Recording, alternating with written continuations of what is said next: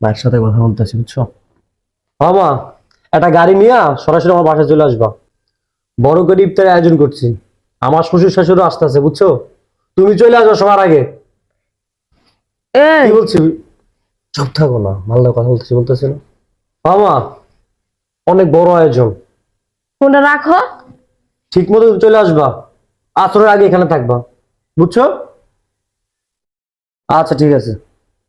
কি হয়েছে, সমস্যা কি তোমার? এখন আমার সাথে কথা বলতেছি আমি। সমস্যা আমার না, সমস্যা হচ্ছে তোমার। তুমি জানো না আমার বাপ মারা দাওয়াত দিছি? এর মধ্যে তোমার মারা কেন দাওয়াত দিছো? এটা কেমন কথা বললা? বাসায় ইফতারের আয়োজন করতেছি, তোমার বাবা মা আসতেছে, আমার মা আসবো না? তোমার মা কেন আসবো? তোমার মা রোজার আগে ইফতারি টাকা দিয়ে দিছো না, কেন আসবো এখন? এটা তুমি কেমন কথা বললা? আমার মায়ের রোজার আগে ইফতারি টাকা দিছি, আর এখন আমার বাড়িতে বড় করে ইফতারের আয়োজন করতেছি, তো ওইটার সাথে না জোড়া দিতেছো কেন তুমি? জোরে দিমু না মানে? আমার বাপ মা আসতে পারলো, তোমার বাপ মা আসতে পারবো না।